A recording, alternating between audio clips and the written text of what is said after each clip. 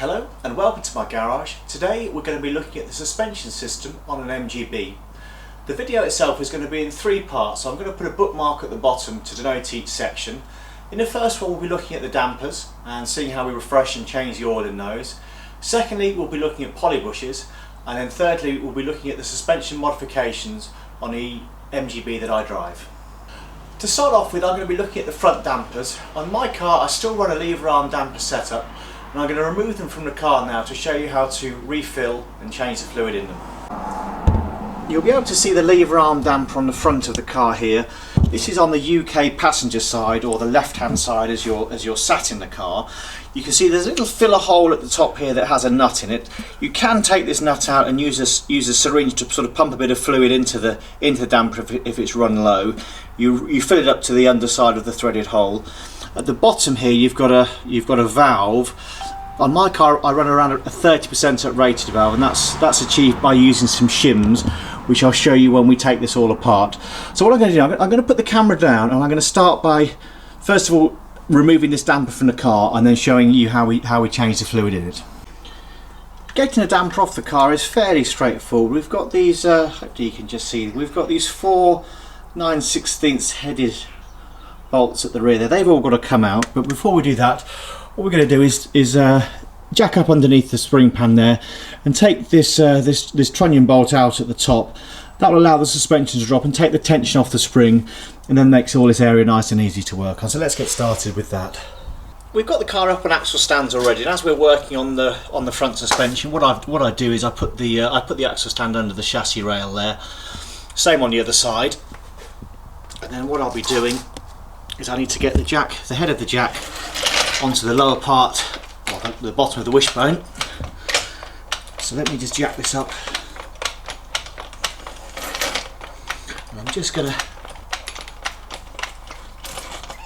you can see I've just got the head of the jack on the end of the wishbone there. All I need to do is just take a little bit of the weight of that front, just so when I take this upper trunnion bolt out at the top, the jack is holding the weight of the spring. So we've got a jack in place that's holding the spring. We're just going to loosen this one off.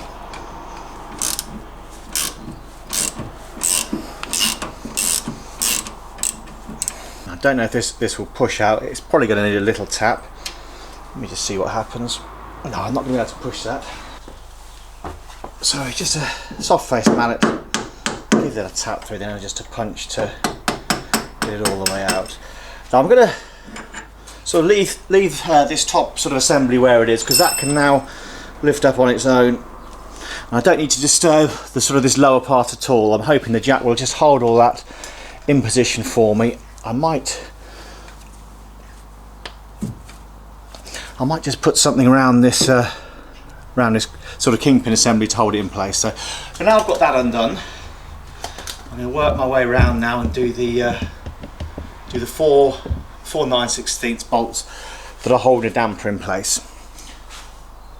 So for that we've got a 9/16. It's a deep socket for these ones. The rear ones are a pain to get to, so we're going to see how we get on. Hopefully I'll try and keep my hands out of the way of the camera as much as I can.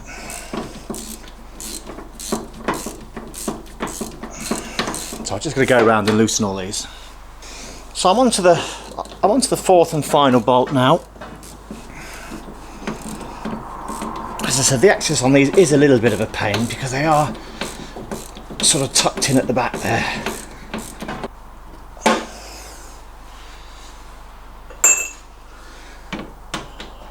So then we're just going to finish off with that last bolt this side. Hopefully this whole assembly will come through. You may notice I didn't undo the pinch bolt there. We might have to undo that in a moment, just when we reassemble this. So let's get the last of these bolts out. I think that should be it now. Yeah, that's free. I think the washer's still on top, and then you should be able to just lift the whole damper away from the car. So here's our damper removed from the car. I'm just going to give it a quick clean with degreaser before we start taking it apart fully. Just want to make sure that when we remove this back piece, we're not going to get any sort of tuner bits falling in.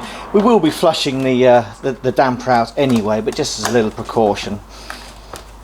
So we've got our damper in the vise now. We've got this nice little soft set of jaws at the bottom that just hold quite nicely on the sort of knuckle part at the end there of the arm. We're just going to work around now and take these 8 screws off. So I've got it's a Posi 2 head I've got on this screwdriver, and there is a bit of paint around these. So we're just going to work carefully and just try and crack each one off. Just going to go around and crack each one off just a little bit. There we go. So they're actually coming out fairly easily, which is good. There we go. So that's all 8 loosened. So I'm just going to go around now and take all 8 out. So we've got all 8 screws out. And what I'm going to do now, I'm just going to very carefully, because we'll be reusing this cork gasket, just go around here very carefully with a sharp, this is a fresh Stanley knife blade. I'm just going to see if we can sort of get between the two and lift it out without damaging the gasket, if we can. So just really careful. I'm just going to work around with the Stanley knife blade. So I've just been gradually working around and just sort of making sure this is going to come through, with hopefully leaving the gasket in place. I think we're sort of almost there now. I'm just trying to make sure we don't split this gasket as we lift it up. But let me just see what that says now. I can see it's half on the top and half on the bottom, unfortunately. So I'm going to just have to work round. So just for this last little bit, I've just got a razor blade, so I can try and get that just under here. It just seems to feel like it's caught the gasket a bit. There we go. Oops. Okay, so we managed to get that off fairly cleanly. There's our plate there. We just got a few little bits of cork stuck to it, but I don't think that should matter. It looks like the main gasket here stayed in place. So I just wanted to show you, this is the damper from the driver's side of the car, and if you look in here you can see we've got this kind of build up of quite a dark, almost solid looking matter in the oil. It's kind of this lumpy texture. So these dampers are around 10 years old, and I couldn't find any sort of definite guide as to how often to replace the oil, but certainly, you know, looking at that going round in the pistons there, I'm sure that's not doing me any favours. So it does seem an opportune time to swap the oil out after 10 years or so. And all I'm doing now, I've got the damp back out of the vise, and I'll just tip all of that used oil out. I'm not going to work the arm at the moment. I'm just going to leave that to stand and let it drain down on its own. Now we've got most of the oil out of the damper, we can turn our attention to the valve underneath. So I'm just going to put the whole damper assembly into a vise here. I've got these little plastic jaws that just protect it. We don't want to damage the casing if we can help it. So I'm just going to sort of do that up reasonably firmly, and then we've got a 7/8 socket on the end here to see if we can get this free. So that's just come free now. So now we're going to take the valve out. In these dampers, what I've got is an uprated valve. And I think earlier on I said 30%, but I've just looked in the book and there are actually 50% ones that I've got. I'm going to go over the uprated valve assembly very briefly here. Basically, you've got a spring part that detaches, and then I've got some shims at the bottom there that are basically adding a bit of extra tension to the spring. So I think you can see there's three shims in there. They go at the bottom, and then this spring is eventually going to be a little bit tighter. And so as this opens to allow the oil through the holes, it is going to make it a little bit tighter. I still use the 20 weight oil in these dampers. I don't go for anything larger. I have been told that using a heavyweight oil can be detrimental to the damper and can cause damage. I know plenty of people do use a 40 weight with no issues whatsoever, but certainly for speaking to two experts in the past, I do recommend using a 20 weight oil only. So with the damper in our drip tray, what I'm going to do now is just rinse it through with a bit of oil. All I'm using is just some plain motor oil. I mean, you can use the fork oil if you want. It's just I thought this might be a little bit cheaper. I was sort of told not to use any sort of form of solvent when you do this. You just want to sort of let that oil run through and out the other side. It is unfortunately a very messy job. Hence these big rubber gloves. I've just moved the camera a bit so you can see what I'm doing a bit more. So we just sort of put a bit of oil in the back. Don't need to fill it all the way to the top. All we sort of want to do is just rinse this through. So we just sort of pump the arm back and forth. Obviously with the valve out at the bottom, this makes it an awful lot easier. And we're just sending a bit of oil down both of those sort of pistons there, and then we tip it out. And I can see in the tray here there's sort of various sort of dirty looking oil, also a few sort of little bits of zinc or metal. So I'm just going to give that another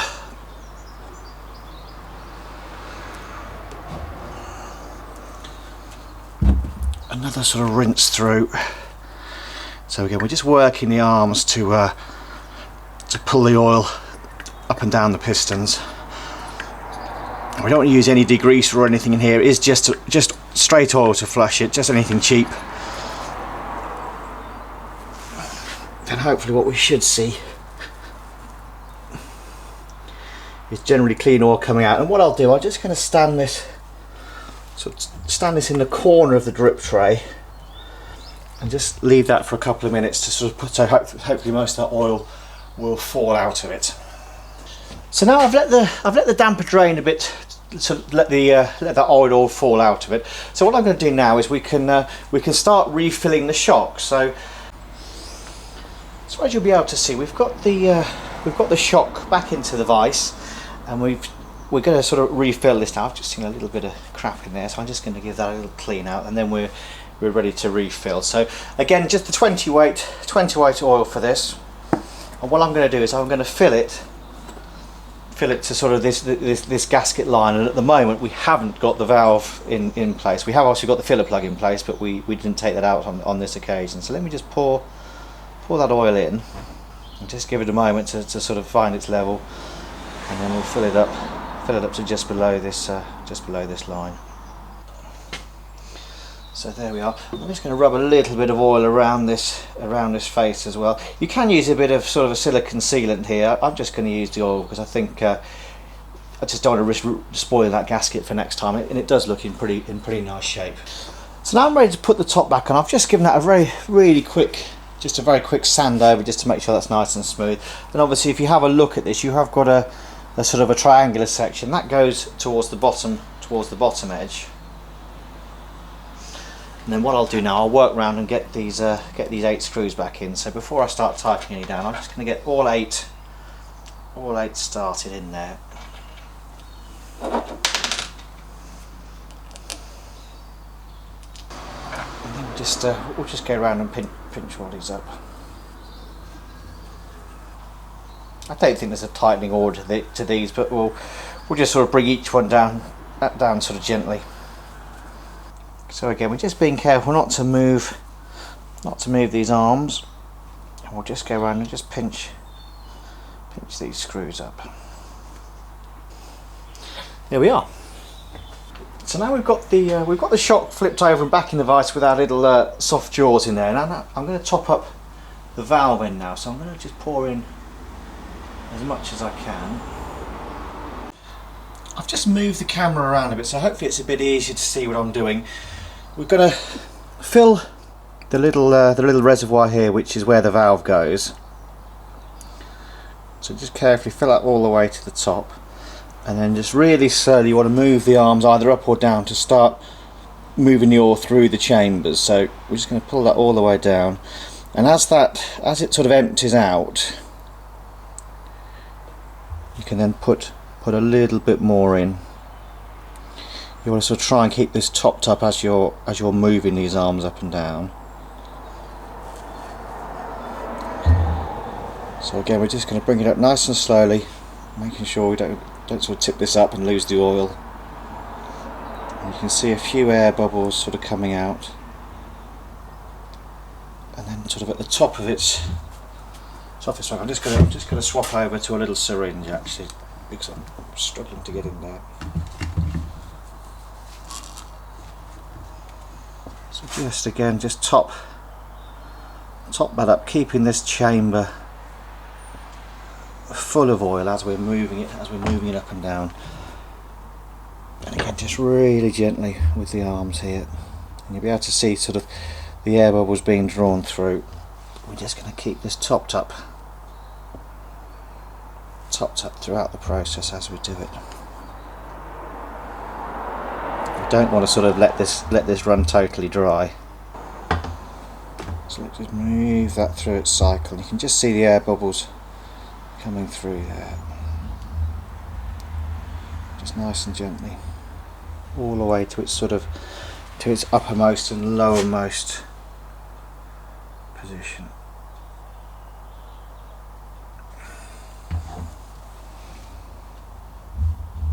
It probably wouldn't hurt at all if you wanted to leave this for a few minutes just to let the air bubbles find their way out naturally as well.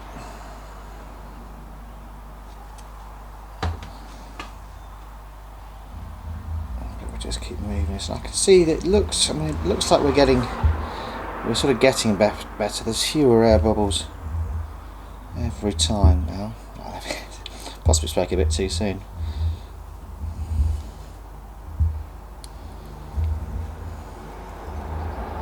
Yeah, so you can see it's definitely sort of purging some there. So we'll keep on it for another minute or two. I've just zoomed in a bit here to sort of show you what you should be seeing. You can see, hopefully, as I move the damper, you can see a few bubbles. We want to keep sort of going until those bubbles disappear, and we've always got to make sure this chamber is kept full as well. So we're getting there now, and again we're just going to add some oil. Cycle it through. You just want to keep going until you see no more bubbles. There's a few tiny ones in there still, so I'm just going to move these arms a bit more. But I think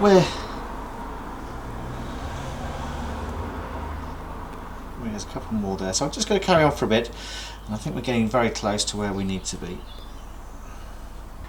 We're almost ready to put the valve back in now. I'm just going to put a new O-ring on the bottom here. Go, then I'll put the spring assembly back in, obviously making sure we keep those little shims in place. So that drops back in there. Just going to bring these arms up to a sort of a neutral position,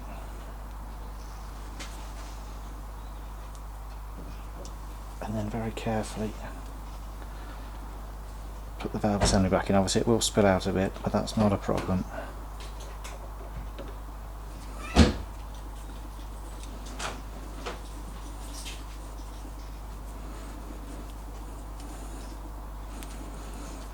And again, we'll get our 7/8 socket, just pinch that back up. I haven't got a torque for these, but obviously obviously it's an important thing. It has an O-ring in there, so I don't think we want to go too crazy with it. I'm just going to give that a sort of a gentle pull up, and I think that'll do there. I'm going to wipe the oil off here now, and what I will do is give this all a good clean down with some degreaser, now that we're sort of sealed ourselves back up. So that's the damper. It's now wiped down, so that's ready to go back into the car. I will just sort of check that we've got a nice smooth movement on the arm here.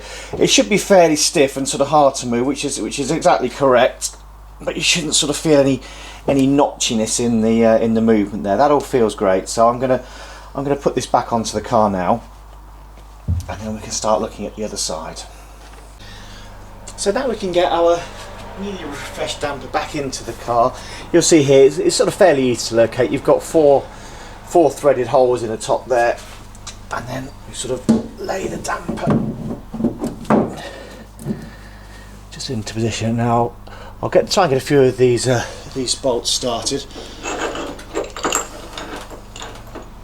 Now, as usual, I've got a little bit of aluminium anti-seize grease that I put onto the threads.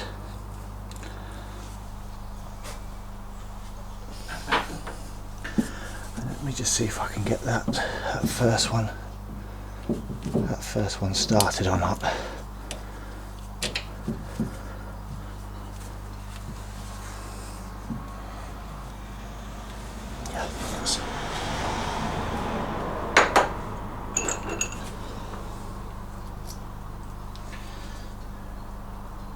So as you can possibly see, I've not started doing these up too tight yet. I just want to get them all started in their holes first before we start using a socket on them. Unfortunately, the rear two do tend to be the hardest. You can't really see what's going on behind there. So excuse me if my arm gets in the way of the camera just briefly.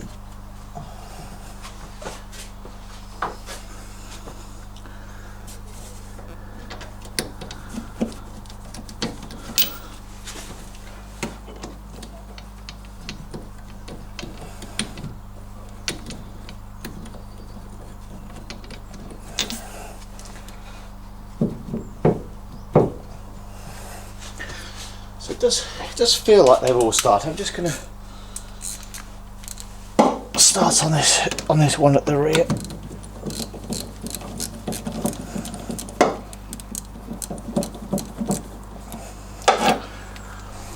So we've got all these nuts started now. So I'm just gonna go around with the ratchet, and then I'm hoping we can get the torque wrench in at the end to try and finish these off. I am a bit concerned that we might not be able to get the torque wrench to those rear bolts, but we'll see what we can do. I think the recommended torque it's 45 foot-pounds or 56 newton meters.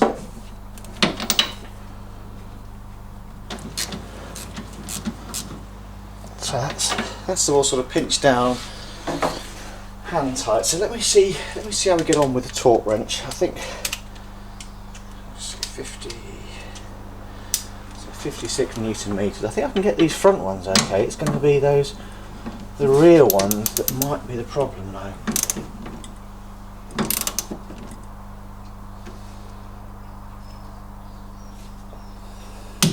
Okay.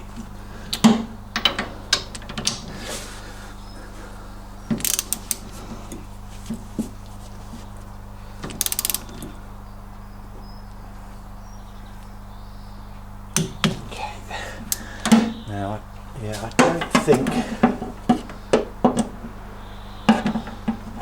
I'm not going to be able to get the torque wrench in. I have managed to find a slightly better fitting for the torque wrench, so I can hopefully just get in. There we go, get in with this one and just pinch that up now. Unfortunately, the access is rather tight.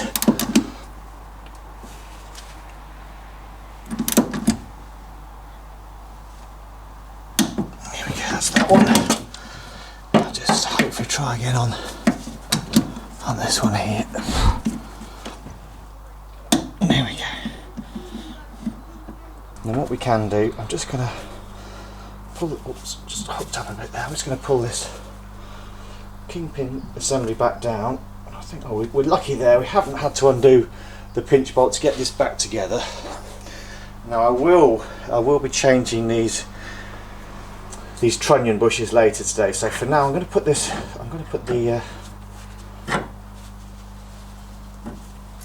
that sort of the wishbone bolt back in.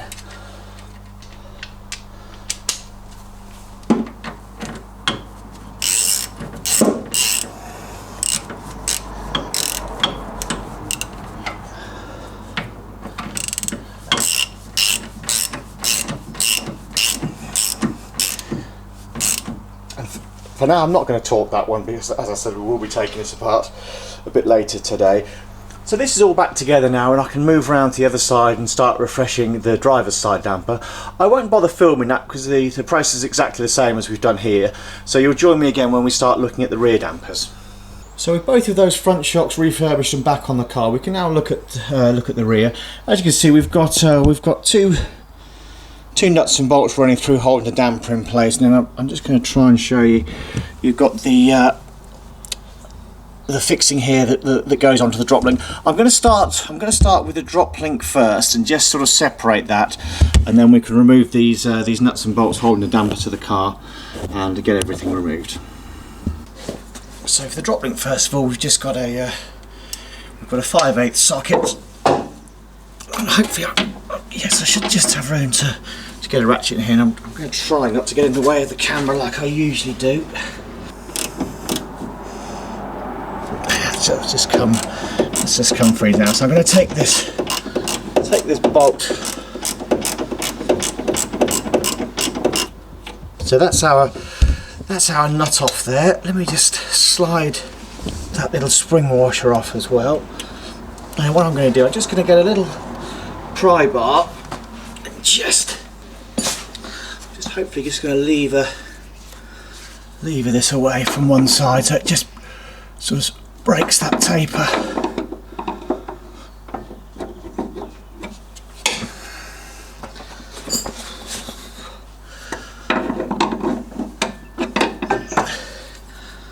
Unfortunately, doing this with the camera in place isn't very easy.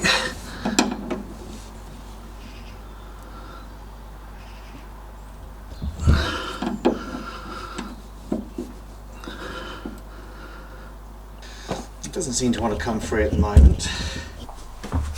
So next I'm going to get onto these nuts and bolts that hold the damper in place. So I think it's an 11.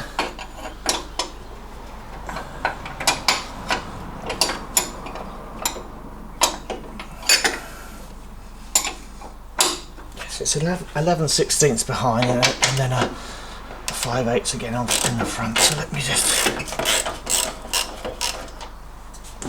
loosen these off.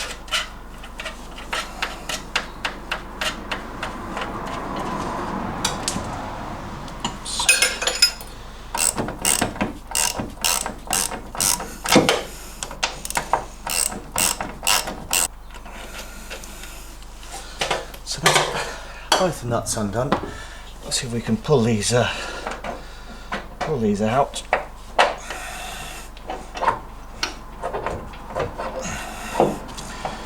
Unfortunately, there we go, damper's just in the wrong position. So there's one.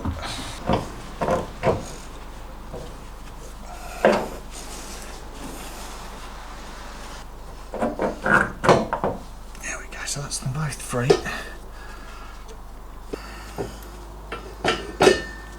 Let's see if I can move this.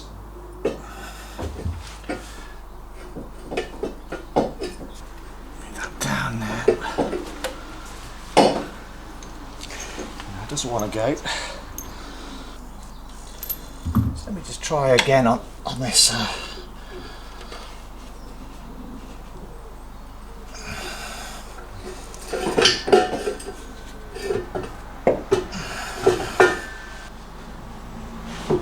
Tapping it with a soft mat, and then we'll have another go with this tool. But I think it's.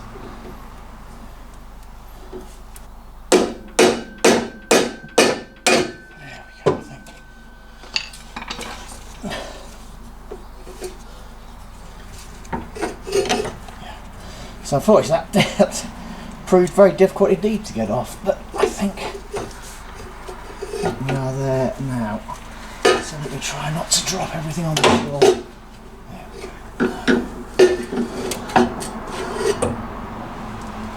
So here is the first of our rear dampers. As you might be able to see, it's a slightly different one to a normal MGB damper, and it has an adjuster on the rear. This essentially sets the damping rates from sort of firm to soft. You wind it all the way clockwise to make the damper firm, and then if you wind it back anti-clockwise, that does make the damper a bit soft. Quite useful on a racing car, especially for sort of wet weather. You can dial them right back. bleeding procedure is exactly the same as the front. What we'll be doing is we'll put this in the vise, we'll take the top cap off and tip the oil out, and then we'll also do the same with this the valve here. I'm not going to take this apart at all. As you can see, it's not in the best of shape. I mean, I'd love to be able to buy another adjuster knob for it, but unfortunately they're no longer available. So we're going to leave all that as it is. I think this valve should be able to come out around it, and then we can proceed in the same way we did on the front. So let me get it into the vise. So we've got our damper in the vise, and we'll just go around and take these 6 screws out so we can access the top.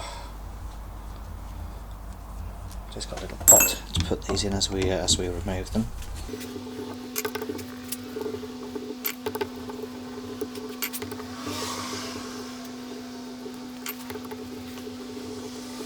I'm just going to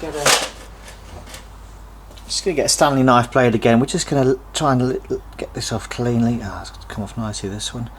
I think the gasket's staying with the top cap. That doesn't matter. And there we are. So we can see the fluid in here. It generally doesn't look too bad. Nowhere near as bad as the front ones were. I think these shocks were serviced around 10 years ago. There's a little bit of build up there, but it really is pretty slight. You can just see it as we move it. There's a little bit more sort of rubbish coming through there. So in the same way as we did previously, what I'm going to do is tip all of this into the drip tray, and we'll fill it again with fresh oil. At the moment the lower valve is still in, so I'll take that out in a moment. Let me just take this up and tip that fluid out. So exactly the same as before, we're just going to tip that old oil into the drip tray. It didn't look quite as bad as the fronts did. It doesn't smell quite as bad either, so I'm just going to give that a little bit of a work backwards and forwards. I'm going to leave that to stand for just for a few minutes, and then we're going to have a look at this plug on the base there. So let me just pop that there. So most of the fluid's come out. I can now look at this plug here. Again, it's a 7/8 head. I'm hoping it should just clear this, just clear the adjuster knob there. Let me just see if this will come off.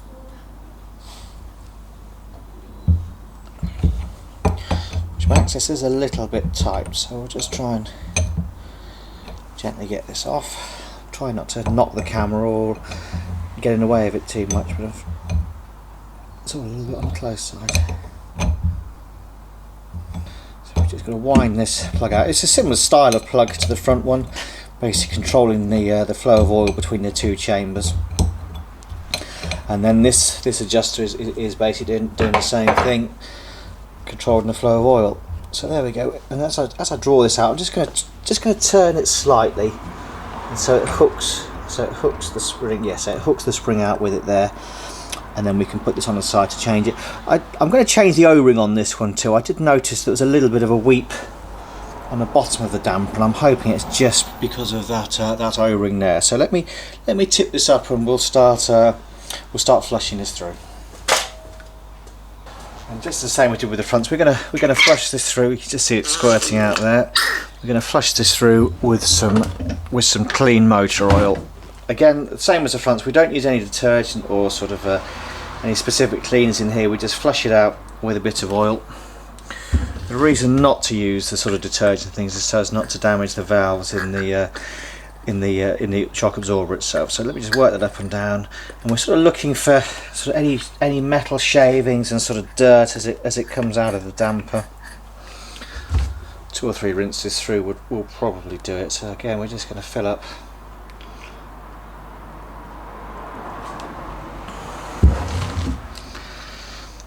Work that shock absorber a bit.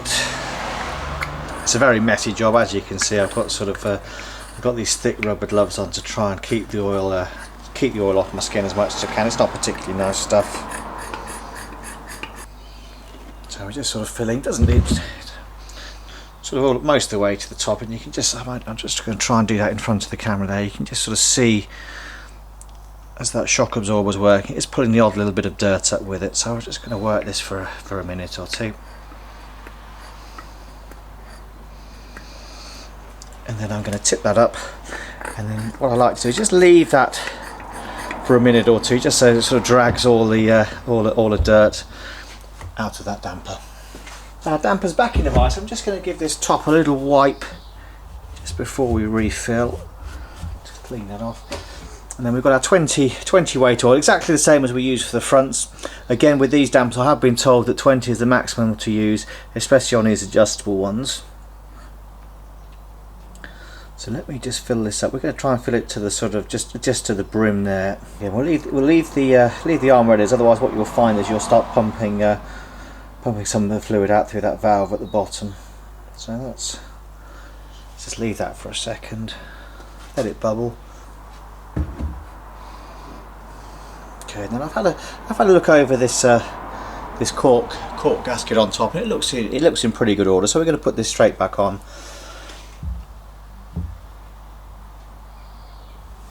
And then we're just going to use our 6 screws. So let's get these back into position. It's very important not to get any dirt into the damper housing. Obviously you've got very fine little holes that this oil's got to travel through, so be careful not to let anything fall into there. A pinch up again. It's not, you don't need to put an awful lot of tension on these, just enough to sort of put them in. Just going to go around and pull all these up. There's a little bit of oil squirting over, but I'm not too worried about that. I'm not going to put any degrease or anything on this yet until that lower valve's in. We don't want any sort of cross contamination. So let me just go around and do all 6. Just a gentle pinch on these is all I need. And that should do. Now I want to be careful. I'm going to rotate this over, and I want to be careful not to let this arm move. So I'm just going to take it out of the vise carefully. Turn it over onto its side. I'm just going to move my my sort of these plastic blocks, and then we can clamp that back into position. So our filling procedure on this will be exactly the same as it was for the fronts. We're going to fill up this little valve. I'm just going to give that a tiny clean around there. So for the first fill, I'll just do this straight out of the bottle, and then I've got a syringe for the sort of the finer filling. So there we go, and then we're just going to really gently move the arm through its range of movement. Be very careful because it can squirt up if you move it too fast.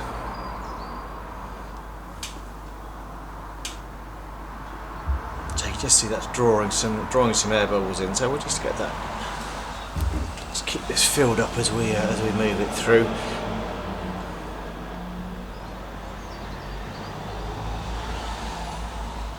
I think the adjusters, sort of wound out at the moment, but I don't think, it doesn't seem to make a lot of difference to the arm whether it's in or out. So I'm just going to sort of leave it in the middle and just keep topping up this chamber at the bottom. So we're moving that arm all the way through its travel and just topping up the oil as we need to. The syringe does make this quite easy, but you can always do it if you're sort of careful with the funnel. We just want to make sure we get all that air out. Which I think there's a few more air bubbles there, but I think we're getting fairly close already. So let's just keep moving this a bit more and just keep topping up that chamber as well. Certainly getting there. But you can see there's some air bubbles coming through as we move the arm.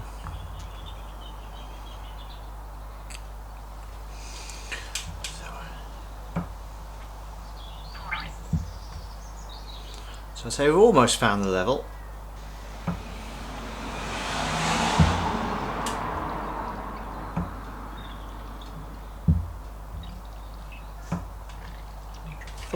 There we go, that's what happens when you move it too fast. So I'd say I'm about happy with that now. So we can put the valve back in. As I said, we've swapped that O-ring at the bottom over for a nice new one, and we just got to make sure this spring assembly doesn't sort of fall out as we pop it back in. Now we've got oil in there, it shouldn't do anyway, so we're just going to carefully drop that back in there, and again we're going to have this oil squirting out over the side, but it doesn't matter too much. I'm just going to try and move this so that we aren't catching it. And that's all sort of going back in nicely. So again, 7/8 spanner, and we'll start winding this in. I don't have a torque for these fittings, but they are, you know, they do feel fairly tight. But remember, there is an O-ring in there, so you don't want to go too crazy on them either. I think just a nice pinch up, and maybe check back in a week or so just to make sure you've got no drips underneath there.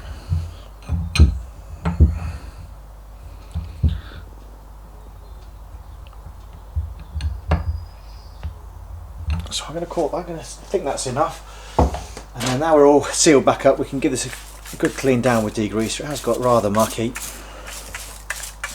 but it is oil as opposed to anything worse. And then I can just give this a wipe down. So that's our first of the rear dampers bled. I'm just going to see how this feels now. The movement on there is nice and smooth. This is in its sort of lightest position with the valve fully open, and I can move that sort of fairly, well, reasonably easy to its range. And if I sort of turn the valve up to its maximum, I'm going to struggle to move that, I think. Yeah, so that's. So now we're going to get our first adjustable shock absorber back into the car. I'm going to open the valve already, so it's sort of as free as it can be, and then I've got the first of the securing bolts that goes in through the back, and then it comes out through the front there. So I'm going to put a bit of our usual sort of aluminium anti-seize grease on there, and I think I've got to sort of try and put these two things in at the same time if I can, so you just sort of have to bear with me while I have a go at this.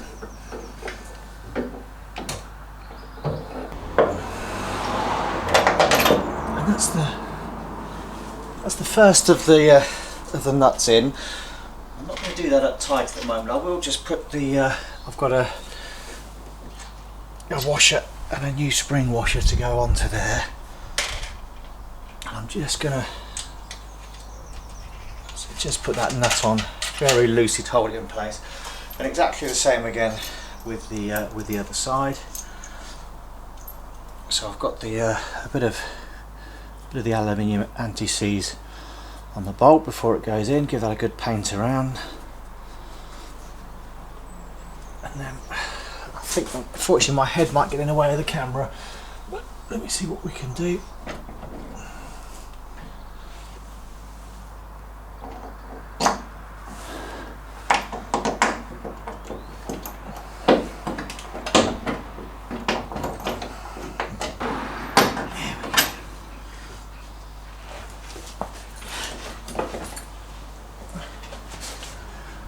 So that's both our long bolts through, and so again I'm going to get just going to get it started.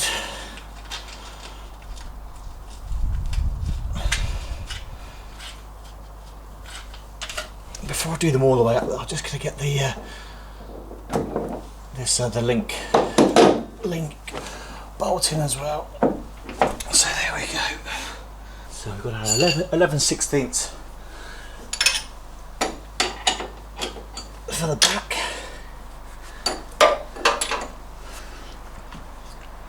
and again I think it's a 5/8. Yeah, 5/8 for the front. So we're just gonna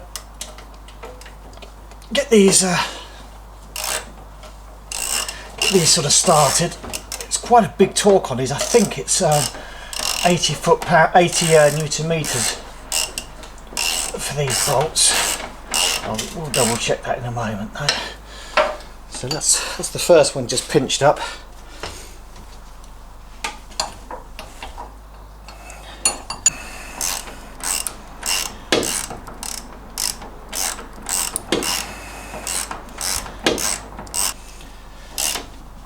Okay. That's our second one, sort of done up by hand. So let me just go and grab the torque wrench quickly. Okay, so we've got our torque wrench ready to go. So I think I can sort of tuck the spanner in there for that first for the first bolt to do up, so let me just see if we can get 80 foot-pounds. It's a fair bit of torque, it really is, so hopefully.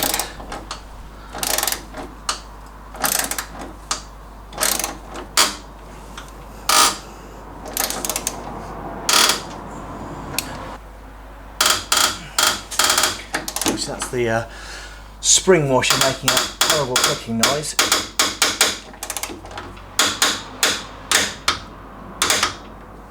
I think, yeah, that's clicked on now. So let me just try and get that spanner off. And then we're going to try and do the same. Same with this side.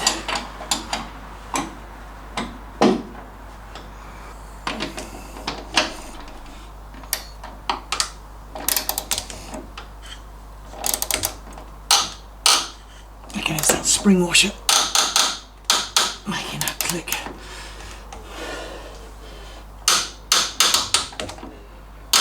Yeah, and so that's torqued up now, and then we just got to tighten up the nut on the link there. I'm hoping we're not going to have the whole shaft spinning, but let me see what happens.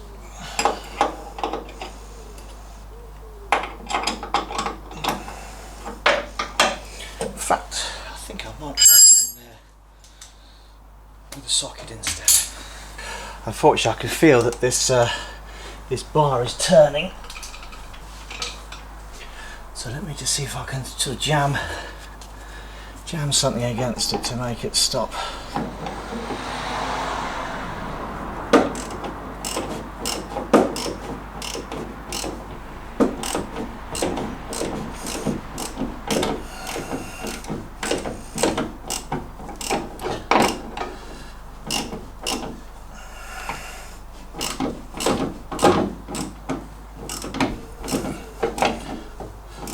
So that's tightening up now.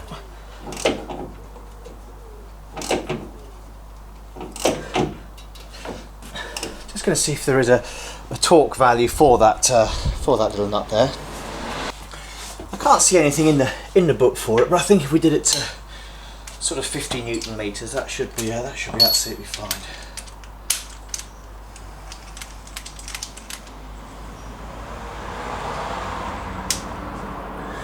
Depends if I can get the torque wrench in.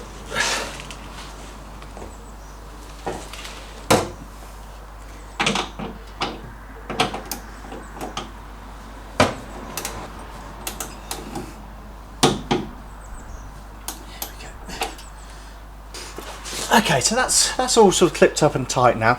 I'm just going to sort of have a look at that adjuster. I'll probably just leave it all the way out for now. We are going to be doing a little bit more work on the suspension, looking at the bushes and sort of seeing what makes this sort of car different from normal road going cars. But for now, I'm going to leave that as it is, and we're going to look over at the other side and get the oil refreshed in the other damper. With our dampers all now refreshed and back on the car, we can move on to the second part of the video, which is going to be looking at poly bushes for MGBs. The only poly bushes I've ever used in my car are these Super Pro ones. I know there are other brands out there. I think that these are the only ones I could actually recommend, though, from having used them in the past and also seeing how good they are. I think there's another brand also called Super Flex who looks similar, but I don't know if they're the same or not. What I'm going to do first of all, we're going to do the upper trunnion bushes, which is a fairly sort of straightforward job on these cars, and then we'll be looking at the wishbones as well. You'll be able to see the upper trunnion bushes that I'll be replacing here. You can just see them here. These are a sort of a solid bush that has an eccentric hole that allows you to make camber adjustments. I haven't really gone on that well with them now. I do find they sort of move on their own as the suspension moves, which does mean the camber is altering, which doesn't seem quite so good. These are nice and straightforward to change. It's just the nut and bolt at the top here. A little bit more difficult is the ones on the wishbone arms. So you'll be able to see those here. Let me just move that light around. So what we're going to have to do is disassemble the anti-roll bar link up here. Let this sort of drop down. Again, we've got to be careful because we've got this little lead here that is the wheel speed sensor and the brake caliper as well. So we're going to sort of drop the suspension down in a moment, probably from this end, and leave this trunnion bolt in place. we can then access these, and sort of we'll have to take these A-arms off at the bottom to get at those bushes. So let's start off with the trunnion ones, because they are nice and easy. So to start off with this trunnion bush at the top there, we're going to usual method for removing the springs for me anyway. I'm going to get the trolley jack. I'm going to get it under the sort of very end of the wishbone there, and all I'm doing is just taking a little bit of tension from that wishbone onto the jack, so just compressing that spring slightly. That does mean that when we undo the sort of the top part here to remove that remove this trunnion bolt here, it's not all going to fall to pieces. So let me just I'm going to put the camera on a tripod, and we'll get that bolt undone. So I've got a 5/8 socket here just for this trunnion bolt.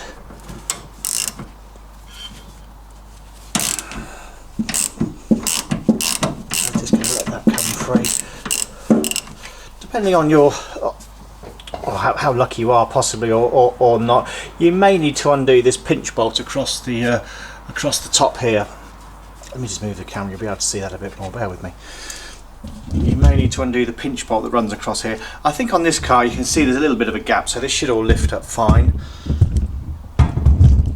So I'm just going to draw this bolt out. So nice and easy, let's give that a little tap, and that should pull. Not quite pull through, so a little punch as well. Obviously being careful not to damage the threads on this, but as it sort of comes apart fairly regularly, it's all nice and straightforward. Again, you can see on here I've been using the aluminium grease, and it does tend to make assembly and disassembly nice and straightforward. So now we can lift this up now.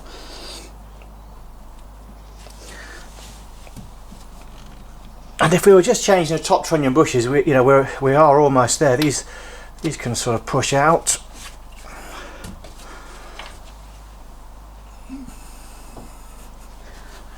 I'm just going to push that back while I get the Super Pro ones in position. So you'll be able to see here, these are the eccentric bushes that I have been using. The idea being you can sort of wind them in and out for a bit of camber. But what I did find was, as the suspension was moving, these were sort of turning as well, and so that camber was always changing. So we've got our replacement Super Pro bushes here. I'm just going to put a very light smear. You get a sort of a silicone type grease in the kit with it. Just going to do a little light smear on each one of these bushes before they go back in. So these just press in. You don't need a vise or anything for these ones. Nice and straightforward. And then we basically just have a metal tube that goes into the middle to keep everything in place, and obviously let the trunnion bolt pivot over. Now I think we might need to open this damper up when I reassemble. Let me just get this all back together. So just giving this tube a good smear over of the silicone grease before it all goes back together. That can then go into there. And again, it's all sort of nice and easy to fit. Just sort of press fit. Now let me just see if this damper will go on as it is. I'm thinking it probably won't. No, so I'm just going to have to loosen this pinch bolt. So just a 9/16.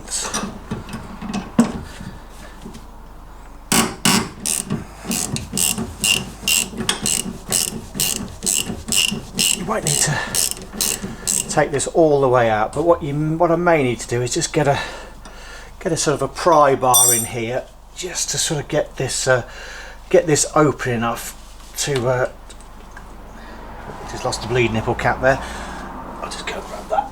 It's just fallen off the brake. Just to get this assembly together. So let me just find the pry bar.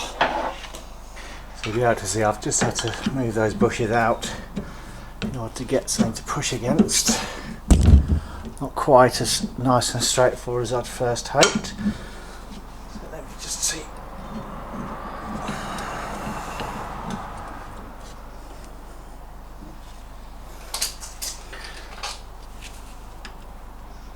There we go.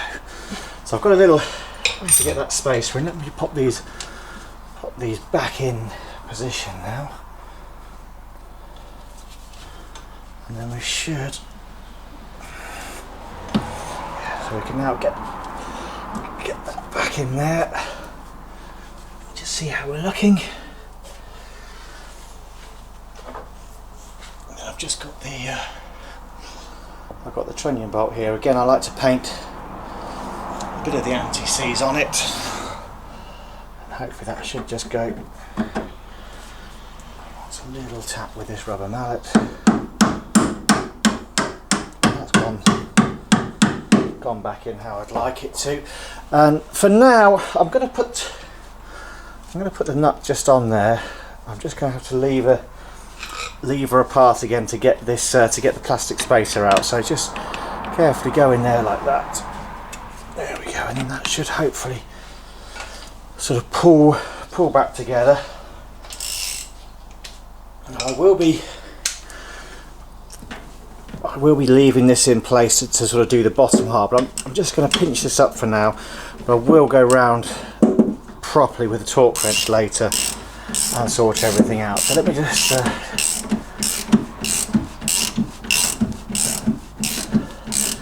going to bring that back into there so it's safe for now, and we can look at this. We can look at the lower part. So next, I'm going to undo this anti-roll bar drop link.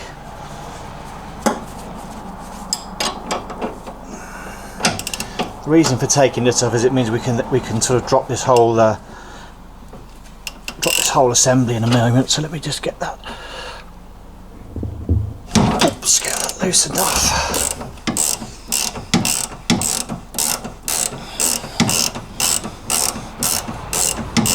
And we should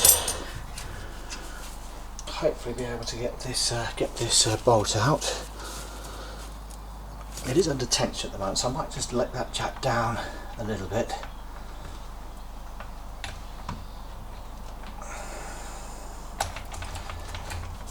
And let's see if we can get this out. Something a little bit tricky. So I'm just pushing it from the back there to get it to come free.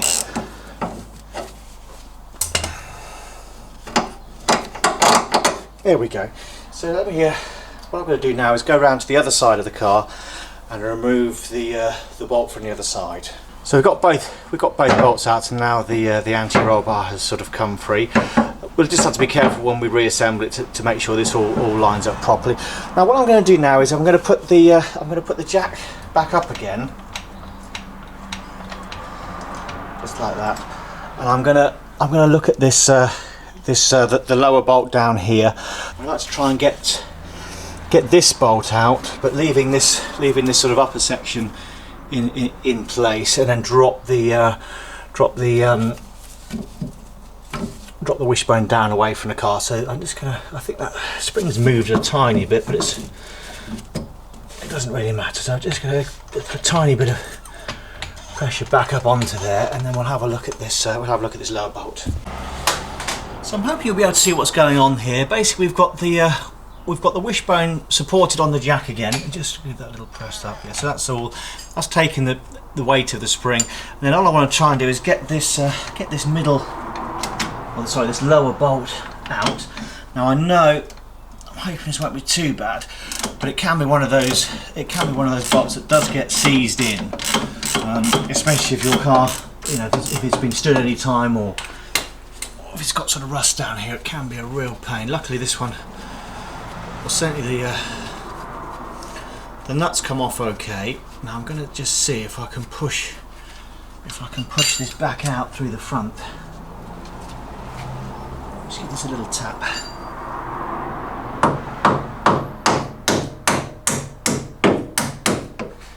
So that does look like it's coming out.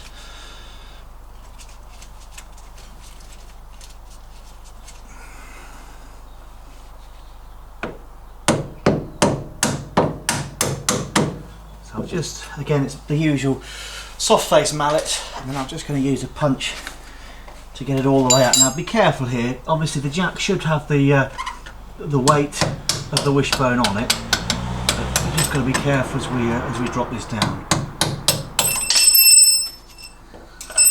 Okay.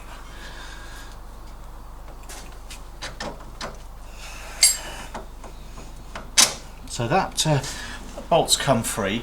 I'm just going to very carefully lower this down. I'm hoping what will happen is this top part's going to end up on the bump stops, and then hopefully this section here will just rotate down.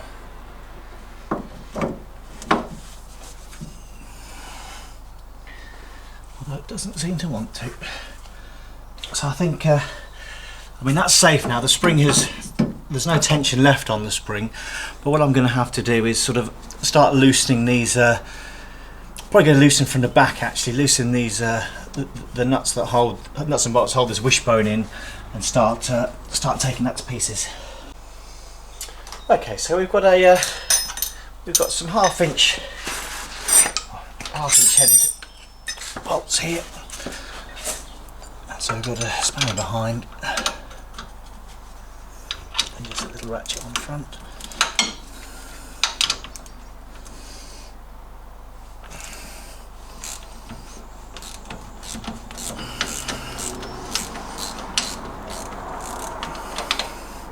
So I'll take these, I'm going to take these rear ones all the way out,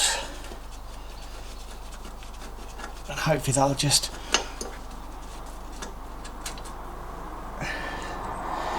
going to relieve the sort of the pinch on the kingpin at the end there.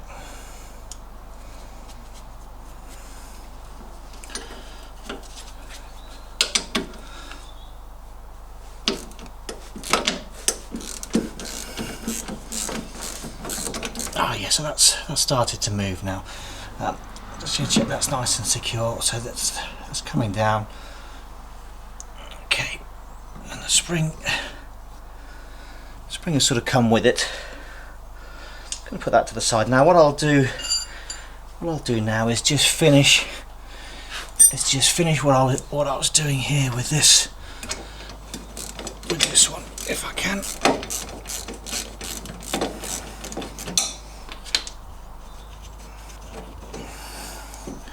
Trying to keep my hand out of the way of the camera if I can. Unfortunately, working under the car, it's not always the easiest. So that's dropped down now.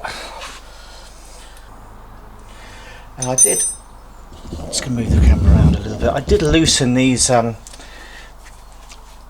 bolts before we started, just to show you how those Super Pros perform. I'm going to just tighten these back up again and just sort of see how easy this is to move, because I mean that's pinched up now. So that's, you know, that is tight, and you do get a nice movement with those Super Pro bushes. I think thanks to having the metal tube in the middle, it does keep everything nice and secure. A little bit of flex there, but that's not really surprising.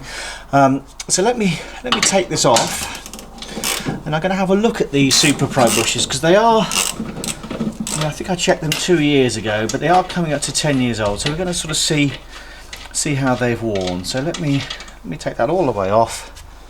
So we've got the big washer, and then this arm, there we go, beautifully, just slides off so easily, and you've got the you can see the bush in there. So let's get it on a bench and have a look. So I've got both the arms off the car. I'm just going to give them a quick spray down. This is just degreaser in this pot here, not brake cleaner.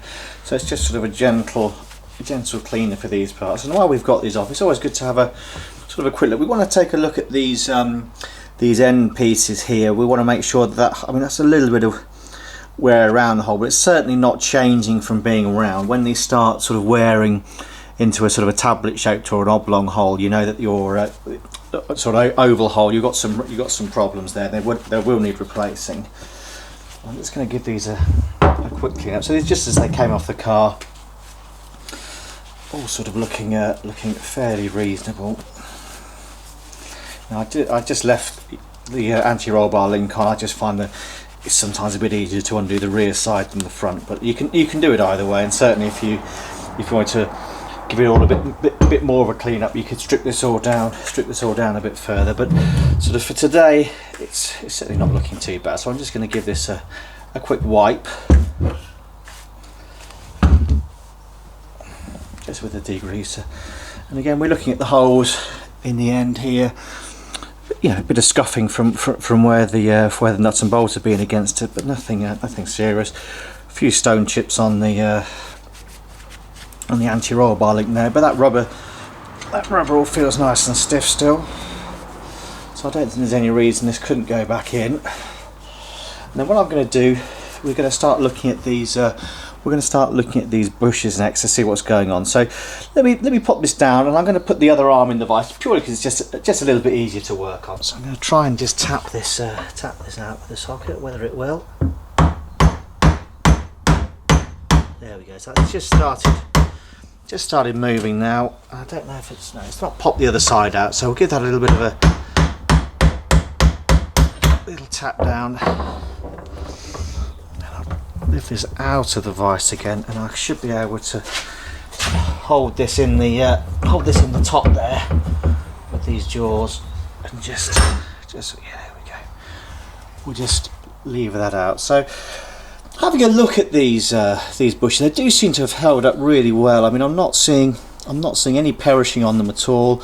They're not sort of feeling soft. Let's pop them out. I've just got another. This is a brand new bush that I've just taken out for reference. So as you can see, that they go in sort of purple, but they do come out black. But you know, looking at a 10-year-old bush here, it does seem in great condition. I don't see any reason really why not to put this back into the car. I mean, you've got a little bit of. I don't know if you can see it on the camera there. A few indents on there, but I don't know if that's just from the original moulding. I'll take these gloves off a moment. I can feel the inside there. That there's still it's still got the sort of hatching in there, which is great to keep that silicone grease in place.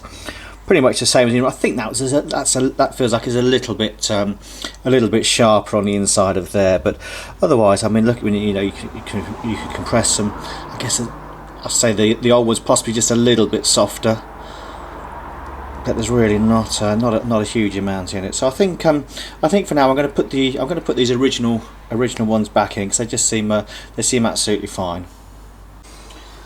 So for the reassembly, we've got our wishbone arm here. I'm going to take a little bit of the silicone lube and just put it on the outside of the first bush. Just give that a nice smear around, so you've got a thin layer all over that, and then a bit on the inside too. So just keep that up there. A little bit of a squirt in there as well. And just use your finger to sort of work that around. So you've got a nice sort of even coating that can then push back in. You shouldn't need a vise or anything for these. They should just push in nicely, and I'll just give that a little bit of a spin to smear the silicone around a bit more. We'll do exactly the same with the other side. So we'll just get that a smear on the outside.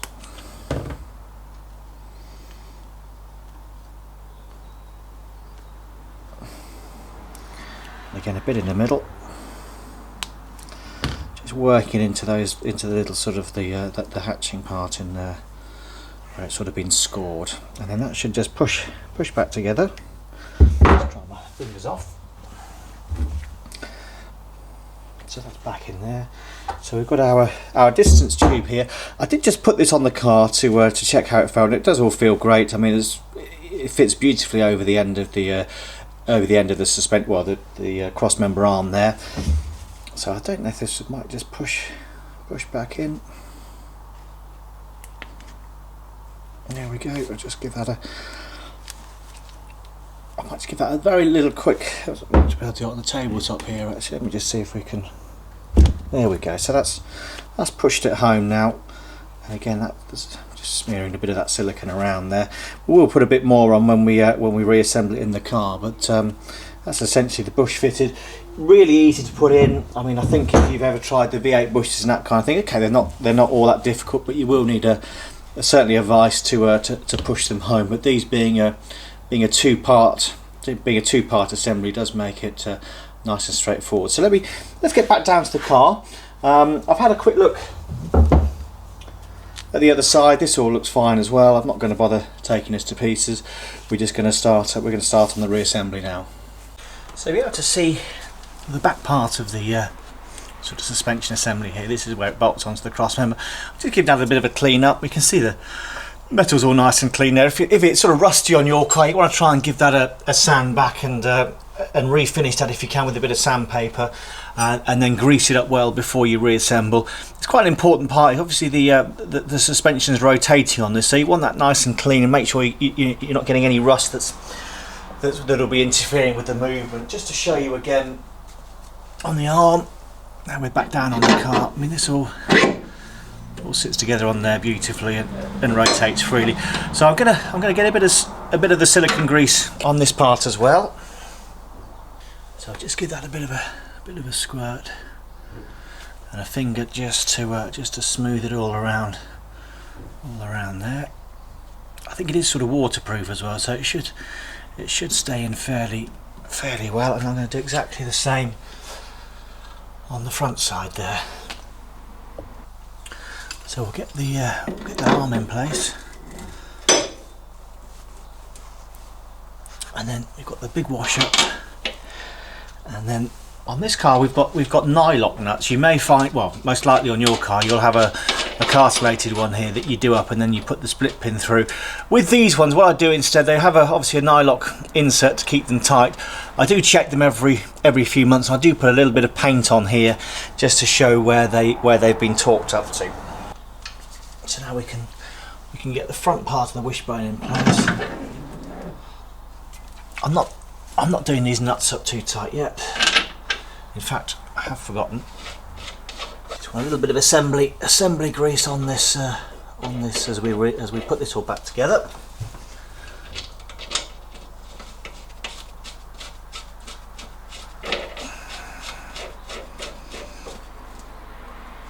So I've not torqued these up. We just pinched them up for now. Same on the front here. A little bit of assembly grease. We'll get our nylock and put it back into there. So at the moment all this moves nice and freely, and I'm going to need to get these the nuts and bolts started in here in a moment, so that we can start getting this all clamped back together. So let me just go and grab those. So again, with these we're going to put a little bit of assembly grease on them. I'm not going to pull these up too tight because we will need to sort of make sure this front will allow the kingpin back in. It's just a bit hard to line these up at the moment. Yeah, so that's the first one in. I'll get the nut and bolt. Sorry, nut and washer on the back.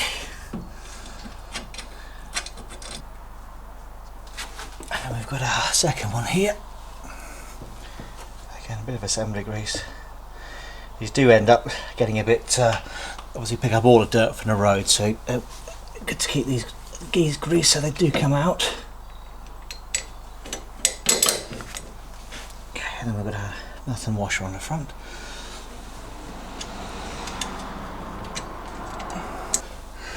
So now I'm gonna pull these up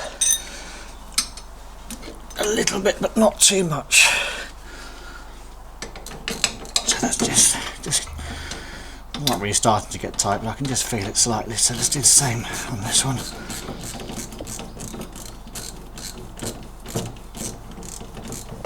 There we go. So that's hopefully. So I've pulled them up a little bit, but it should be enough. I'm just going to try this without the spring in place. It should still be enough to allow me to. Yeah, that will go back in without any problem. While this is all apart, we do have a good opportunity just to take a look at these parts here. Just make sure we've still got sort of plenty of grease in them. Check that this rubber outer hasn't split, which this one does look fine. I mean, it's starting to perish a little bit, but that sort of seems typical with these sort of some of these rubber parts.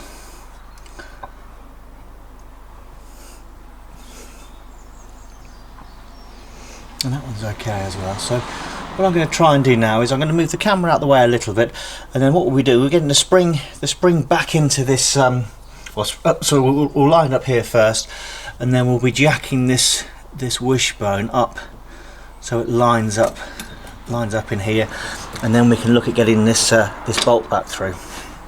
So we've got our floor jack in position now underneath the end of the wishbone here, and we've got our spring to go back on the car. On this car, I do have a couple of spring spacers on the they're just on the passenger side here. It's all part of the corner weighting, so we can just try and locate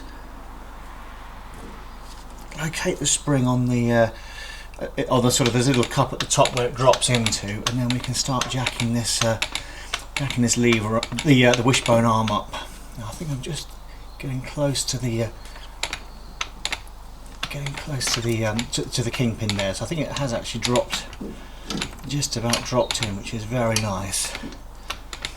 I'm just going to keep pumping away a little bit, and then I'm going to see. Let's see if we can get this bolt through or not. Looking reasonably good so far. So again, we've got the bolt that goes back through. We'll be coating that with assembly grease.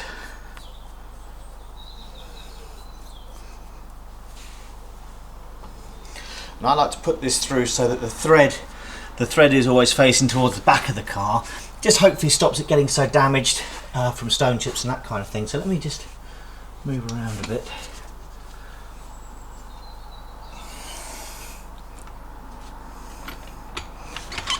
I think the jack just dropped down a bit on its own then, didn't it?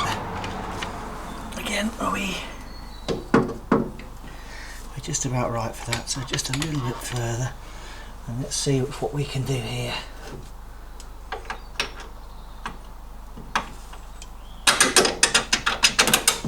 So that's great, that's come through and out the other side. We've got a new spring washer to go on there, and then finally we've got the nut that holds this side together. So just we'll have a quick look at that. That spring is fine. I am just going to jack that up just a tiny bit to keep it all in position for now. And so with that front well, the lower bolt there with the nut on there and sort of finger tight, we should be okay to sort of carefully drop this down now. I'm quite lucky with this car because the springs are very short, and so I don't really get as much tension as I would on a standard road spring. So first of all I'm going to do up these little nuts and bolts here that hold the wishbone together. I mean, for now I'm just going to pinch them up, and we will go round. We will be going around with the torque wrench in a bit, but just to make sure these don't fall out, or they don't sort of get squeezed out or anything, which they shouldn't do anyway.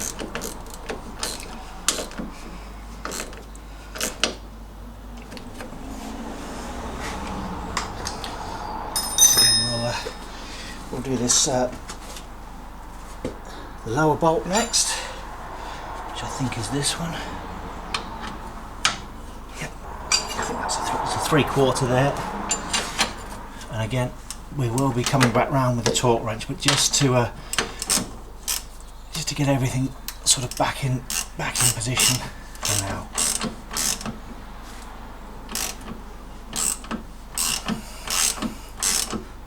So just a little pinch up, not too much. Same with these.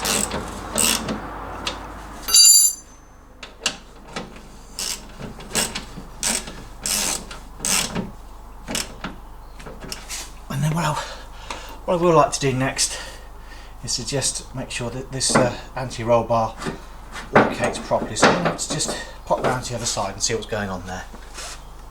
So we've got the anti-roll bar link lined up on both sides. So I've got a bolt to go back through. So again, a little bit of the assembly grease just painted around it, and then we'll squeeze that back into there. There we go. And then we've got a new spring washer on the end, and then we'll just pinch this up.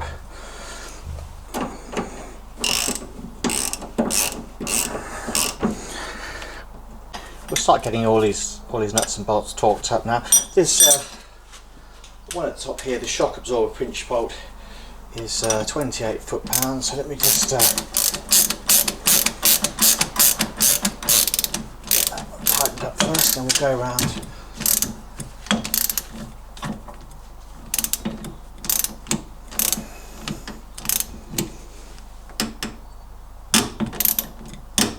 There we go.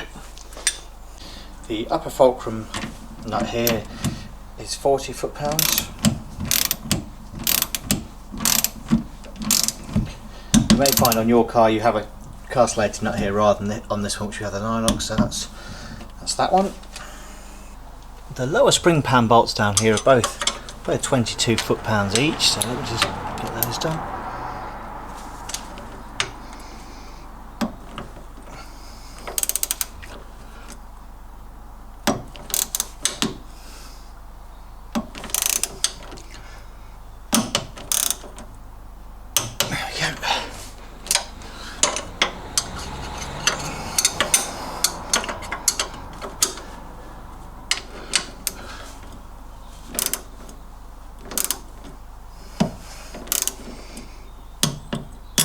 Go.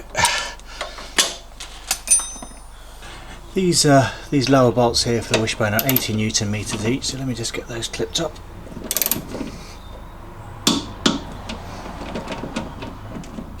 I'll do the same with the front.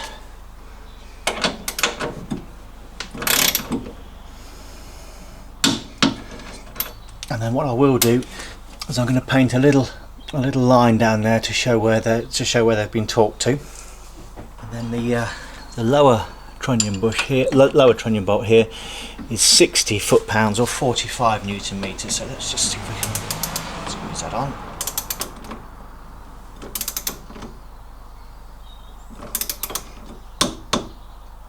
That's that one. And I think that's all the fittings done up. I'm just going to go around and have a general sort of spanner check on all of these. So with all the nuts and bolts now torqued up, you can just see a few of them I've marked with a bit of paint, just showing sort of the 12 o'clock position. With those tightened up, that's the front end done. Another option you could look at while working on the front end here would be replacing the bushes for the cross member here. These are the Super Pro ones. They're not sort of oozing out. They look in pretty good condition, really. I can't see any reason to change those. And obviously, while we were doing the wishbone there, the wishbone bushes, you could easily change the springs if you wanted to. But we're sticking with these ones for now. That's the front end now complete. So I'm going to do exactly the same on the other side. I'm probably not going to bother doing those lower wishbone bushes, but I will be doing these upper trunnion ones here to replace the eccentric bushes that are coming off. I won't bother filming that because that's obviously exactly the same as this side. So the next time you'll see me, I'll be working on the rear of the car to have a look at the rear suspension bushes.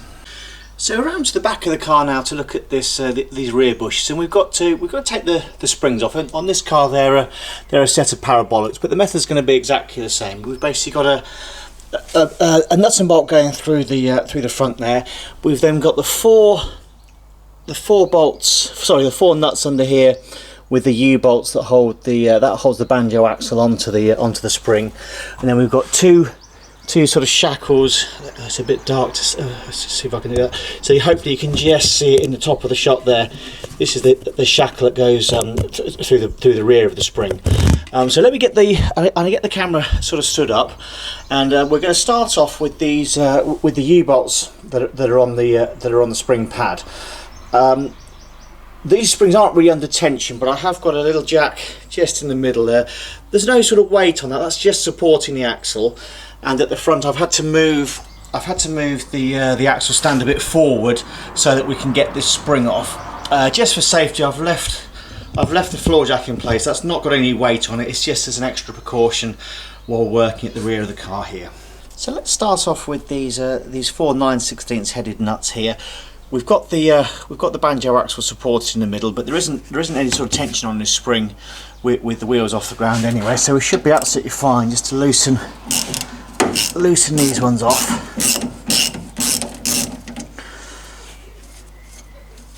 And I'll just go around and do all 4.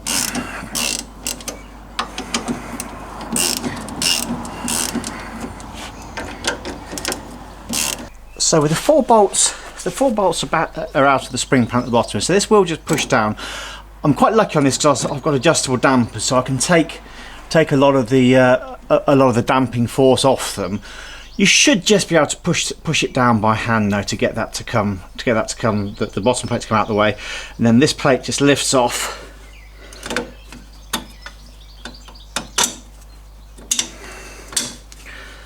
And the same with the sort of the shackle assembly from the top.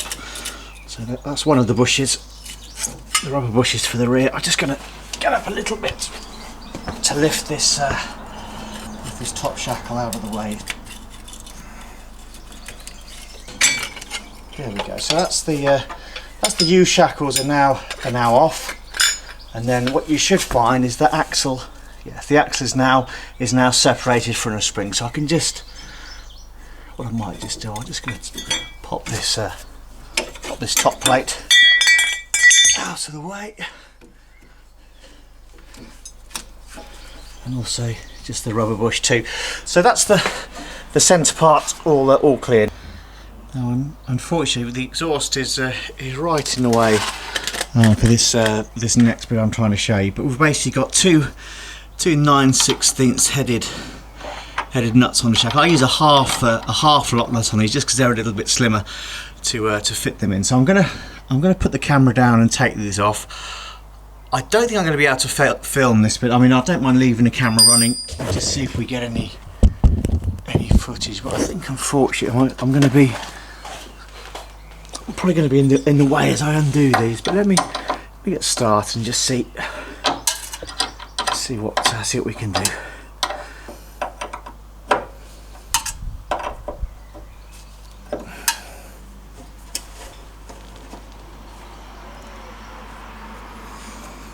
Okay, so that's these two out now. So I'm going to bring both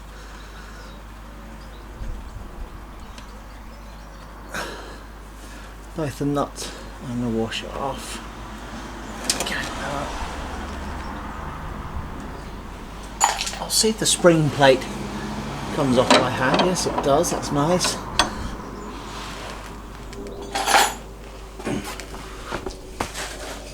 Okay, so now we've got both the nuts off. We've got the cover off, so the spring plate from this side off, and I'm just going to use this pry bar to see if we can just lever leave this out of the body.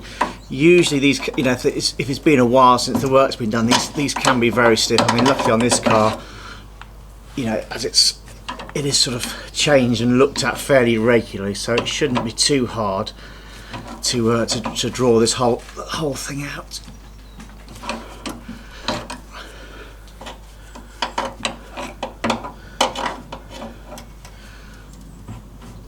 So I think I might just, I'm not sure if I quite have the clearance.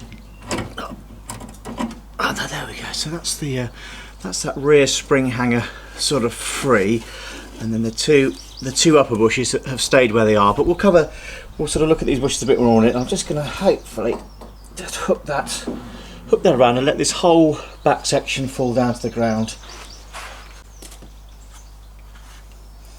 So now we can turn our attention to the front side of the spring. I think we've got it's an 11/16 head on this side, and then a 5/8 on the other.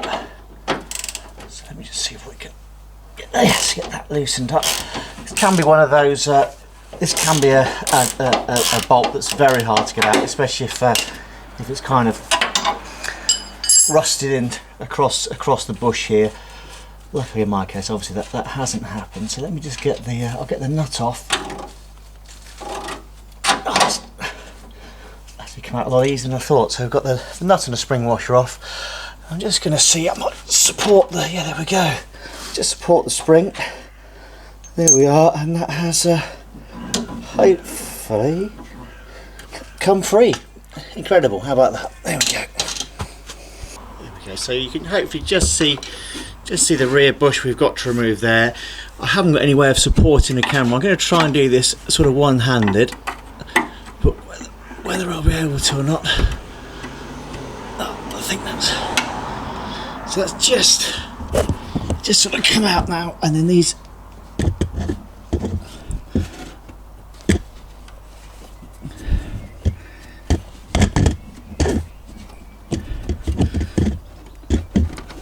so the bushes sort of come out now. This again, it's one of the Super Pro ones. Where is it?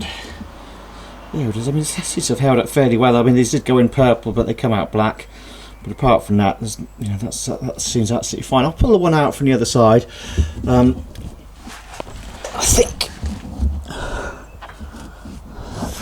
think what I'll do, I'll put the camera down to do this, but hopefully you'll sort of see, you'll get the idea of how we did it. There we are. So that's both bushes out from the body. Obviously, they've come out very, very easily. I'm guessing if you've got a set that have been there a long time, they can be an awful lot harder. But what I'll probably do, I'll be reusing these. I will re-grease them, so I can see there's just a little bit of rust on them, and I'll give the sort of aperture, the hole in the body, a good clean out as well. But let's move up to the bench now. We're going to take a look at the springs now they've come out of the car. So here's our rear spring on the bench. I noticed I've got a little bit of rust just around these shackles here, so I will give those a bit of a clean up. And once I go back on the car, I'm going to add a bit of the aluminium assembly paste. This should push out fairly easily. It's exactly the same as the ones on the car, which is the 2 bobbins either side.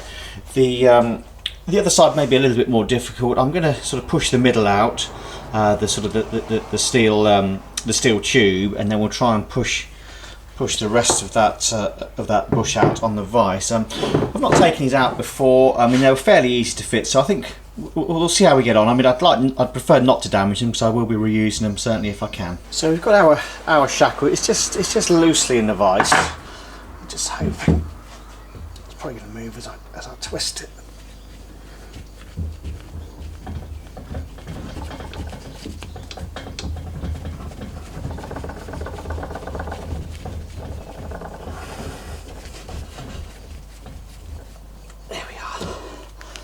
So that's the shackle part free.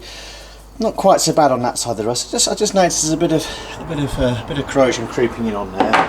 And then to get these bushes out of the rear of the spring, just the same as we did before. So just a little lever underneath. Just very carefully. You don't want to tear the rubber.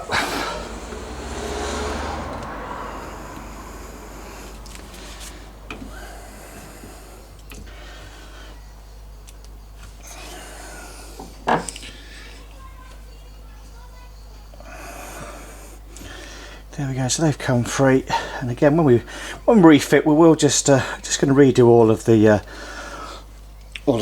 silicone grease that goes with these when we put them back onto the spring. And just as before, we just pulled that out, and you know they're in good shape. I don't see any reason why we can't use these again.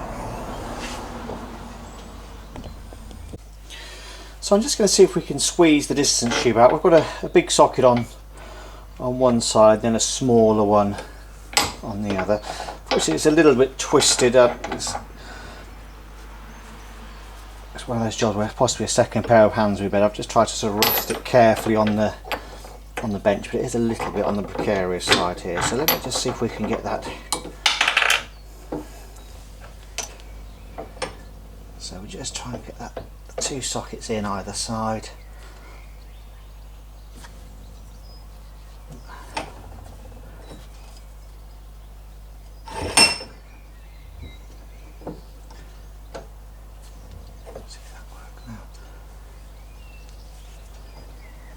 There we go. So we just get that little push in, and then hopefully we'll see the so the tube has come out on this side.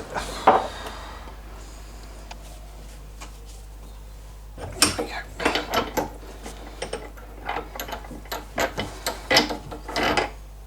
There we are. I think hopefully the socket hasn't got stuck in. So I think what I'll do now is I'll get this into the vise and see if I can squeeze that distance tube out. So I've got the end clamp now. I'm hoping it might just lift free. It does feel like it's coming.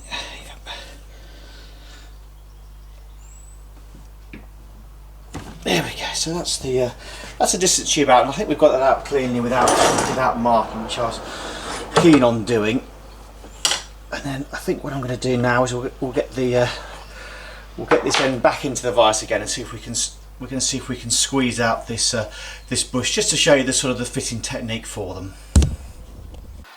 I'm afraid you'll have to accept my apologies for this section. So I've not managed to remove the bush from the spring. As I'm reusing the bush, I really didn't want to damage it. I guess if I wasn't reusing it, what I'd probably do is cut around that lip there and then push the bush out. As it is, it is going to stay in, so I will be reusing it. To fit these bushes, it's fairly straightforward. You do it without the little metal insert in. If you take the bush, put plenty of silicone grease around there, and then you can use your vise to sort of squeeze the two parts together. And once it's sort of most of the way into the spring, you can usually just sort of give it a tap on a hard surface, or if not, sort of support the spring underneath, and just give the side that hasn't come through, put that underneath, and just give that a tap on top, and it would usually push that out to the other side. But so for the insert, we've got a bit of silicone grease. This is exactly the same as what comes in the pack with the Super Pro. They give you little sachets of a sort of a clear silicone. I've just got a tube of it here, so it's a little bit less wasteful. So let me just give that a smear around, and then that should it might just push back in, or I might need the vise. Let me just see what. So that's pushed in a little way by hand. Soft face mat to tap that home. I'll just check hasn't quite come all the way through yet, so I'm just going to give that just a little bit more of a tap on there. Yes, and that's now that insert's in place. We've got the two sort of top hat bushes from the other. These are on the back end of the spring. So again, we'll just put a little bit of the silicone grease on. These I think will probably just push. Again, we might just have to give them a bit of a tap with the soft mallet. That's one. Oops. So let's get that one pushed back in.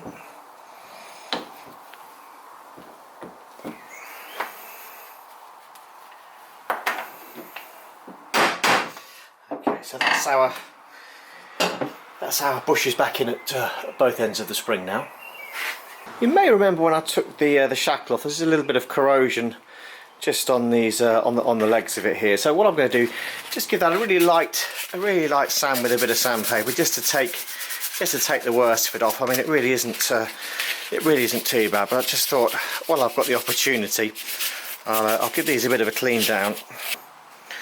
And they look pretty good there. So again, I'll probably put a bit of silicone grease on these, but I'll do that once we're ready to put them back into the car.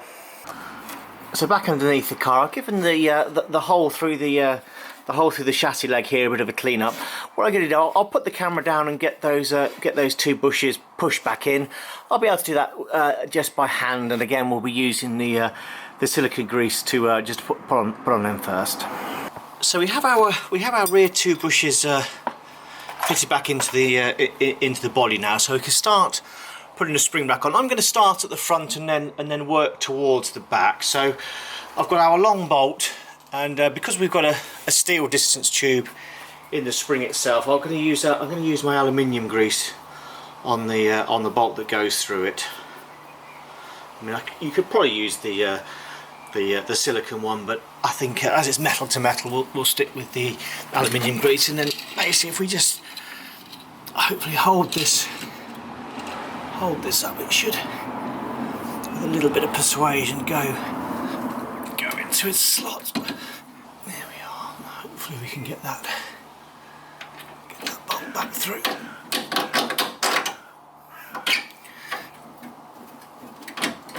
Okay, so that's gone back through.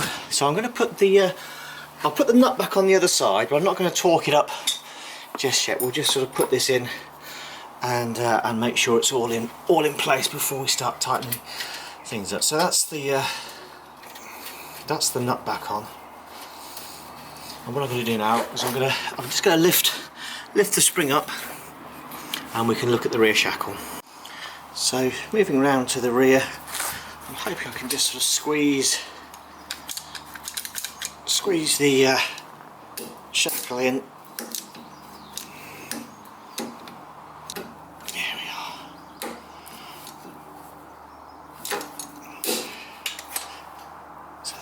Firm against the other side.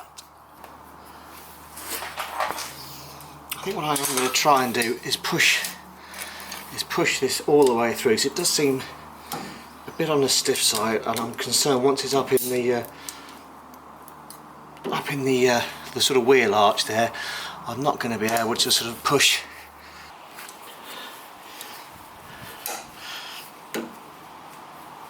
There we go.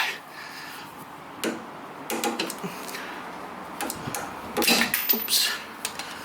So that has at least got most of the way in, I think. I don't think I'll be able to push it by hand. I will just try and give it one more squeeze with the clamp. I don't remember it being quite this stiff when I put this in for the first time, but I don't know. I can't quite remember.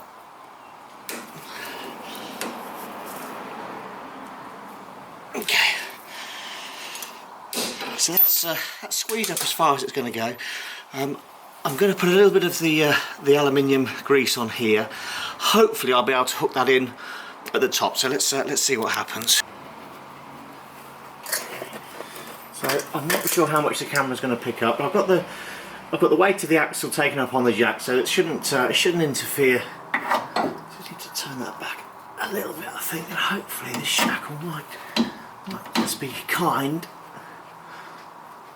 I've got in some of the weight. Okay, it's gone through but pushed the bush out, unfortunately. But now I managed to get that back in. So we've got the shackle plate next, so let me just slip that on if it will go. There we are. So that's our shackle plate on. Let me just see if I can move the camera a little bit for you. So there hopefully you'll be able to see. So we've got the shackle plate, that's in place, and you can see we haven't got an awful lot of thread showing there. Hopefully I've got just enough for the nut and the washer. So now I'm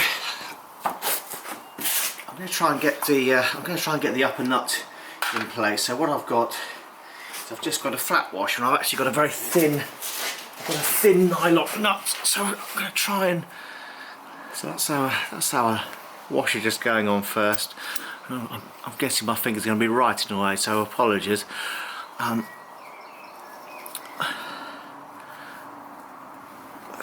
going to see if I can get that.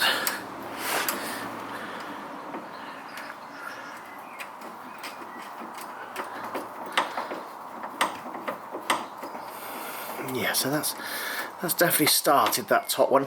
Let me go and get this tightened up a bit now. So I've got the uppermost nut in place. So I'm going to do the lower one now. So the top one is sort of pinch tight, but what I will do, I'm going to get both of them on, and then I will give them both just a bit of a pinch up. I haven't got a tightening torque for these because I can only do it with a spanner anyway. I've got no chance of getting a socket into this into the opening here. I think if you just give them a good sort of pull up, you know, these are a nylon nut anyway, so in theory they shouldn't come loose, but obviously that's they may do. So it's probably worth sort of checking every sort of 6 months or so, possibly, just to see what's going on with them. That does feel tight, but I'm worried it's sort of holding off on the rubbers a little bit. So let me just try and give it a bit more of a pinch. I don't want to go too mad, because it is only a thin nut.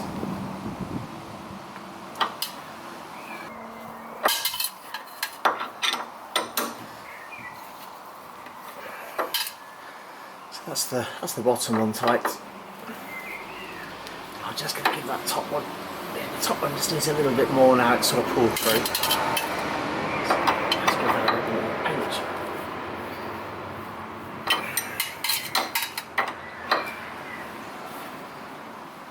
There we go.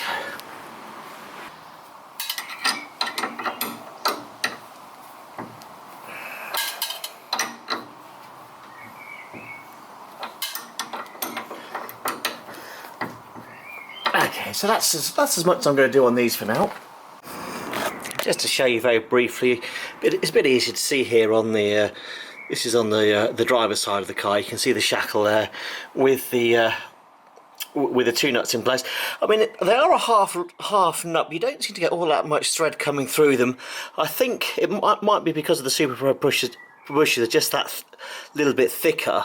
I think that's why I went for those slightly thinner nuts, to ensure that the thread got all the way onto the nylon. So with the rear shackle in place, let me get this front bolt finished up. Now, I haven't got a torque in the book for this, but I think 50 foot-pounds will be more than enough. It is a fairly stout nut.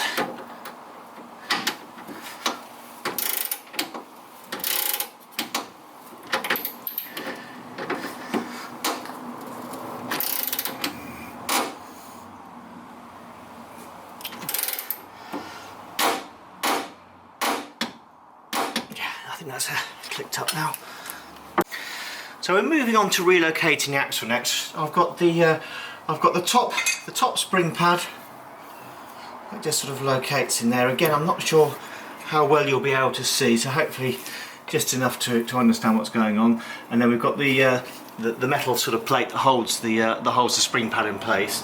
I think I can drop the axle back down now and see if I can just let that locate. Yes, that's sat on quite well. So I'm going to put the two U-bolts and a spring top pad back into place now. Just going to give these U-bolts a quick clean up. So I'm just going to get just locate this the top part here with the U-bolts.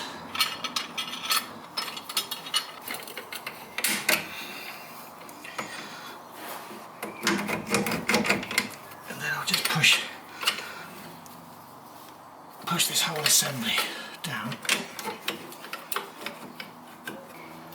Okay, and then we've got our lower spring pad in place already, and then hopefully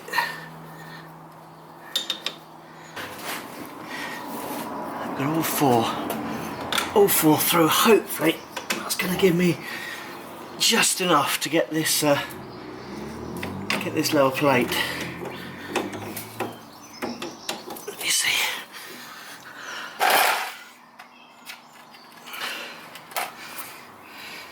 So hopefully I can get at least one.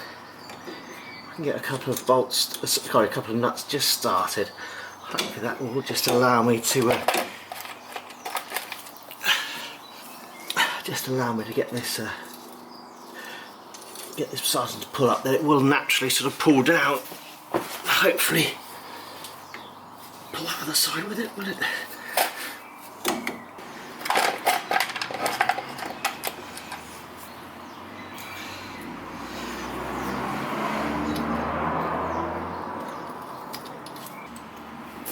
So I can't quite get the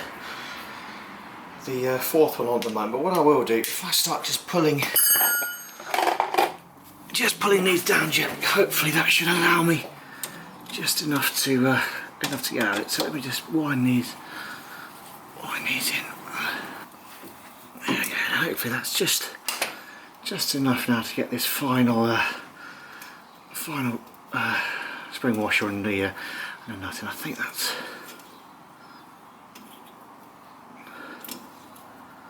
I think that's got it.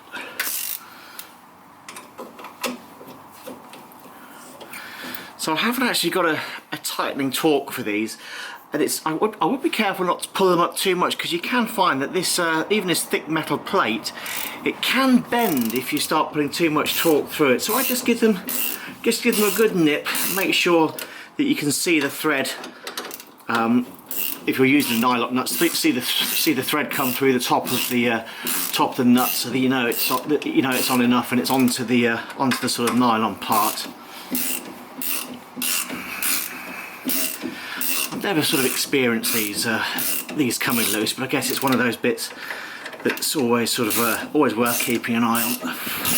See, let's give those a touch more. I can see sort of thread through all of these nuts now. And as I said, I'm not going to tighten that up anymore. I think that's sort of well located.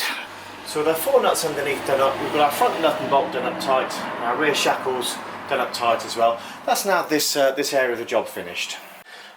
So for the final part of the video, I'm just going to run through some of the modifications that this car has to its suspension. We start at the front here. We've got an uprated roll bar. This one is 7/8, so a fairly sort of substantial one, and also mounted on these aluminium pillow blocks. And hopefully you'll just be able to see those. For a normal car, I think 3/4 would probably be the most you'd want to go to for a GT, possibly a little bit less for a roadster. The springs on this car are fairly stiff. We've got an 800-pound weight on these. They've had to have a slight modification as well at the top locating section, because these are just very slightly narrower than normal MGB springs.